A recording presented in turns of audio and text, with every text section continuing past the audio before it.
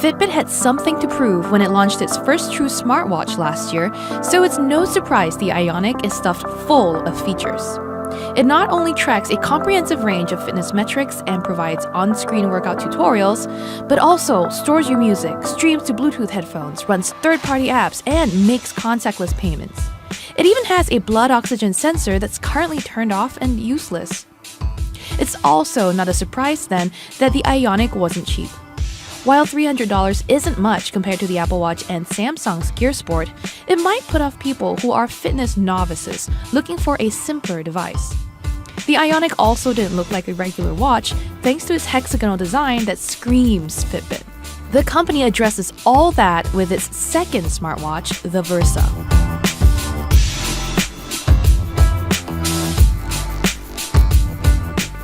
For starters, it will cost just $200 and comes with a simplified operating system that reduces the swipes you need to see your daily info.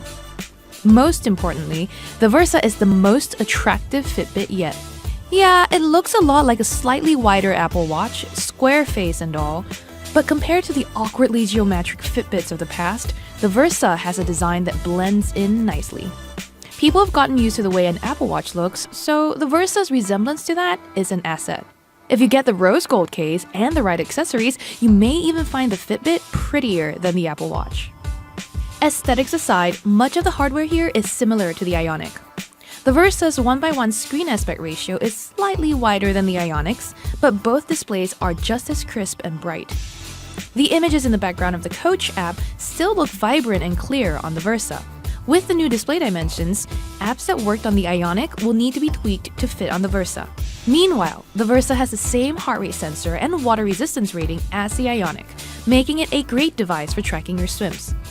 It even has the same inactive blood oxygen sensor on board, just sitting around waiting for Fitbit to activate it. But there are a few key differences.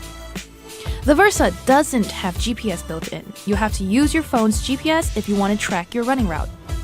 Also, in the US, the basic version of the Versa is missing NFC for Fitbit Pay.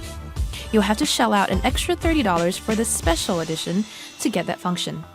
These are trade-offs you'll have to accept for the $100 drop in price. If you think you'll want to run outside without bringing your phone, you should probably pick the Ionic. As for the Versa's actual performance, again, there are no surprises here. The watch does a good job of noticing when I've started any activity, as long as I've been at it for about 10 minutes. I wore it to a boxing class, and the Versa accurately recognized, thanks to my elevated heart rate, that I worked out for about 45 minutes. If I wanted to capture more information from that session, like calories burned, duration of activity, and pulse performance, I could also launch workout mode from the watch's exercise app. One of the main differences between the Versa and the Ionic is the updated operating system. The Versa will ship with Fitbit OS 2.0, which the Ionic will get later this year. The new software places a dashboard under the home screen, so you can see your day's stats by just swiping up. To do that on the Ionic, you had to swipe to the left to pull up your apps and then launch the Today app. OS 2.0 just reduces the steps to 1. Notifications also got an overhaul. You can swipe down from the home screen or long press the top right physical button. When an alert comes in, it peeks down from the top and you can flick it away. But if you're paired to an Android, you'll be able to reply to messages from your wrist. Too bad this feature isn't live yet and won't roll out until May. Another feature that won't arrive till May is female health tracking, as in tracking your menstrual cycle so you can look out for symptoms or when you're ovulating. You can already download apps on your phone that do this, but it'll be nice to see this integrated with the rest of the information Fitbit already has. In the months since the Ionic launched, Fitbit has grown its app and watch face count to 550. You'll find nifty options like Yelp, Nest, Philips Hue for smart light control, and the New York Times for news updates. I particularly enjoy playing 2048 even on the Versa's 1.34-inch screen.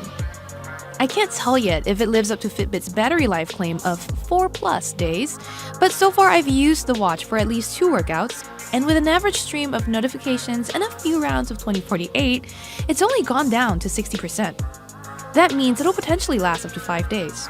Ultimately, the things that stand out about the Fitbit Versa are its sub-$200 price and attractive design. This is a Fitbit that finally looks more like a smartwatch than a fitness tracker. With the addition of female health tracking in May, the Versa could be even more helpful to women. It also sucks that GPS isn't built in and NFC is missing. But those are trade-offs for a lower price that's going to help Fitbit reach a bigger audience than it did before.